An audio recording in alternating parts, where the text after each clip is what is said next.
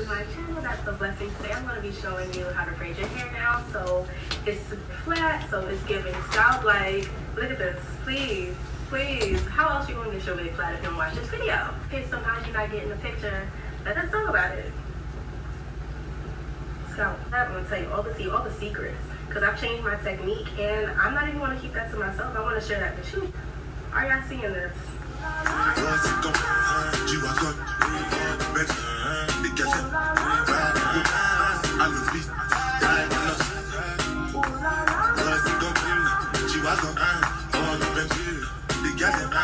So this is what my part looks like. The part is like maybe about an inch. It really depends on the density of your hair. You basically don't want it too thick. You want your braids to be as small as possible. If I was doing this on someone else's head, honestly, the braid would be smaller. All right, so this is what my first braid looks like. It's not big. It's not super small. As small as you can get it. Like if you can literally use 3 strands of hair and make a cornrow, do that, because it does make a difference. I used to think size didn't matter, but size most definitely matters. So I'm just gonna braid it, and I'm gonna check the like the thickness of the cornrow just by resting my hand on the top of my head. If I feel a really big difference between the side that's not cornrow versus the side that is cornrow, then that means that my cornrow is probably too big. I don't know if you can tell, but this section is a little bit too thick. I could get away with it, but I want my hair super laid. I want it super flat.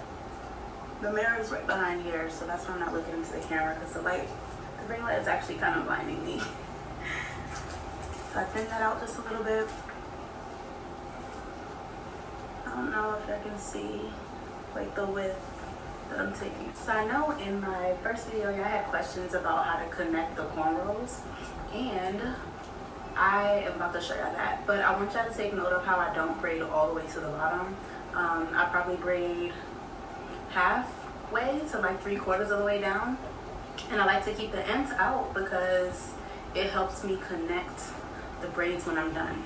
So I don't start connecting until I have at least 3 cornrows in. Because of the way I parted, this one didn't make it all the way down, so I'm going to do another cornrow, and then I'm going to show y'all how to connect it. I'm going to need y'all to bear with me as I try to explain how to connect it. I didn't do it in the first place because I didn't really know how to explain it. I kind of felt like it was like self-explanatory, so thank you for requesting that in the comments, because I really didn't know that that was something I needed to go over. So here we go. When I get to the part where the cornrow separates from my head and becomes a plait, that is where I connect it. So I'm not going to connect it from all the way up here. I'm going to cornrow downward, and I'm going to wait until I get to where the cornrow turns into a plait. Make sense? I know that made sense. I know it did. But hold on. So I'm going to make my way down there. You gotta see. Alright, so I'm close enough, and I'm going to take this first cornrow and I'm going to put it under the other cornrows and bring it to this last cornrow that I want to connect it to. So I don't go on top, I go underneath, because I feel like the closer I keep the end of the braid, the less tension that it's going to create. And that's all. I didn't explain how I put it in.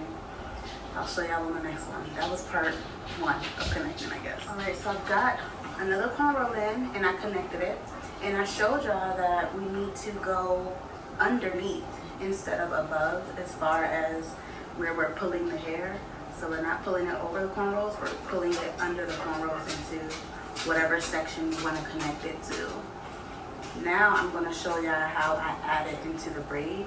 It's basically the same concept as when you add hair because you run out because you didn't take even sections from the beginning, or the person's hair density kind of changed throughout their hair.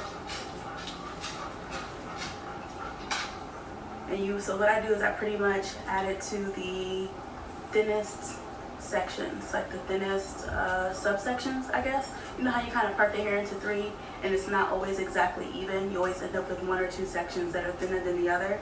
So I would add it to one of those thinner sections to make sure that the size of my cornrow stays pretty consistent. I'm going to show ya. when I get down there. I'm about where I need to connect. I'm literally just going to kind of stop braiding. I'm going to take note of the section that has the least amount of hair in it. I'm going to take my cornrow, the end of my cornrow, and I'm just going to feed it into that section. So I feed it into that section, and I literally just continue cornrolling. And as I cornroll, the same way we kind of borrow hair to make the cornrow even, I'm going to do that throughout the braid to make sure that the size of the braid is pretty consistent. So I added it to whatever section, but I can feel when one section is kind of bigger than the other. Like this section here, I'm just going to shave a little bit off the top and add it to another section. And that is how I'm going to keep the size pretty consistent. I'm not sure if the camera caught it, but that's the best way I can explain it, especially on my head. So I really hope that y'all were able to see that just now. Okay, so like here is the part that's going to change your wig game. You're going to take note of the tip of your ear, you know, right where your cartilage is. You're going to trace that up, and you're going to make sure that you do 2 to 3 cornrows past that. Do not just stop here. Do 2 to 3 more cornrows, and that's going to make it so freaking flat. It's going to be like, what wig for real? So my ear's right here. I kind of have a cornrow right here, but I'm going to do a few more just for good measure, just to make sure that it's super duper flat. Because everyone has a natural curvature in their head back here, right? So we need to work around it.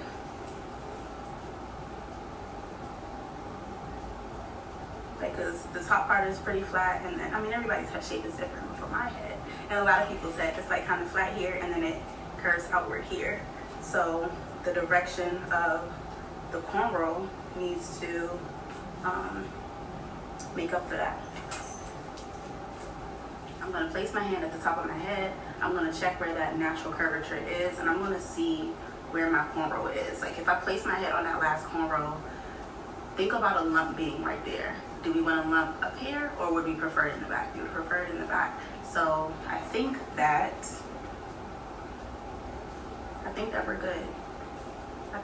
I don't think I need to do any more cornrows. I think that I can just kind of go to the other side. So I'm going to do the other side. I'm not going to drag you with me because it's a little boring. I'm pretty much just going to mirror the parts that I did on this side. Nothing spectacular. I already showed you how to connect the ends, and then I'll come back and show you what I do in the back.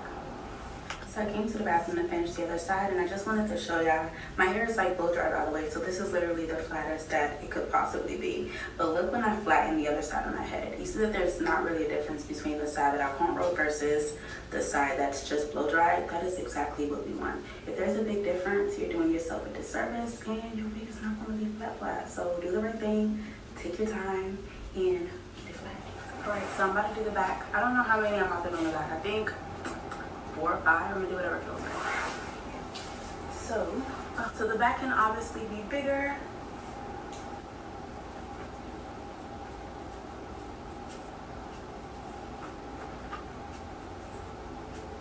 So as I'm braiding, I'm gonna keep in mind the fact that I have more ends to add into the cornrow. Like I need to connect all the ends because I only have a few more cornrows to do. I'm gonna keep in mind like where those cornrows are at. So I'm going to do the same way. I'm just going to throw it in there. I'm going to keep braiding because there's not much of a difference in size when I added that one. So there's no need for me to really borrow hair or, you know, swap hair out. This one can go too.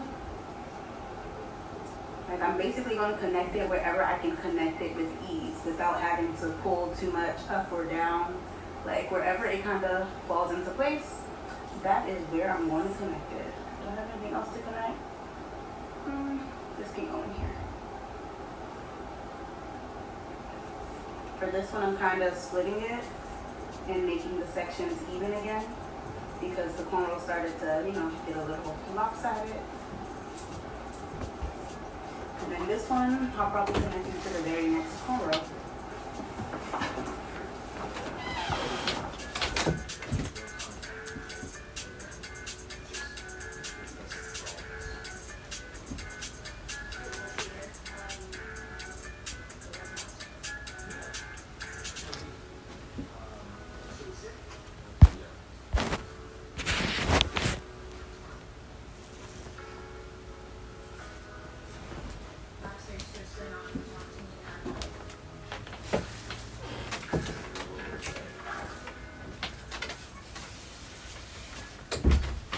when I'm done, I'm going to be left with 2 pieces that are hanging. I connected all the rest. Honestly, if I really had that finesse, I would have 1 piece hanging, but I guess I don't. two is better than 10 though, or however many cornrows this is. And I'm just gonna braid those all the way to the bottom.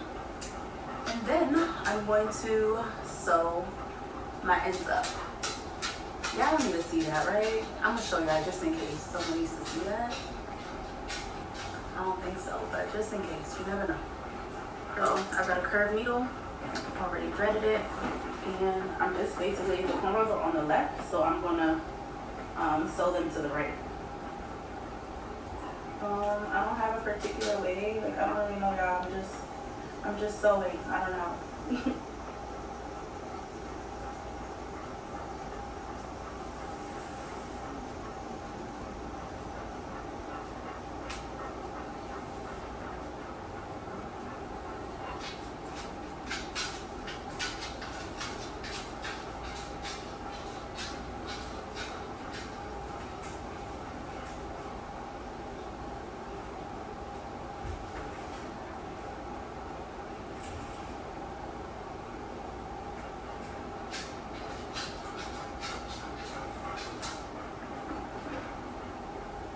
So like when I have an extra, when I have more length than like when I can't go sideways anymore, basically I go up, but I don't go on this outside cornrow. I go on one of the cornrows on the inner part just because I feel like there's less friction and it's less likely to like come out or unravel. I'm less likely to mess with it if it's on one of these cornrows on like the inner part instead of the one that's like directly on the side of my head.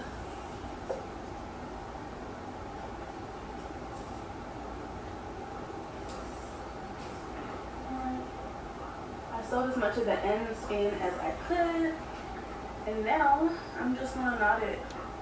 I'm gonna wrap the thread around like 3, 4, 5 times, whatever feels right, honestly.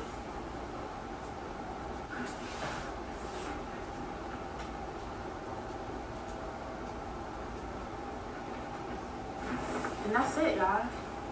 This, I don't know if this is right, so let's just act like I cut the string. But yeah, this is the braid down. This side was a little struggly because it's hard to see, you know, it's a lot going on. This side is definitely better.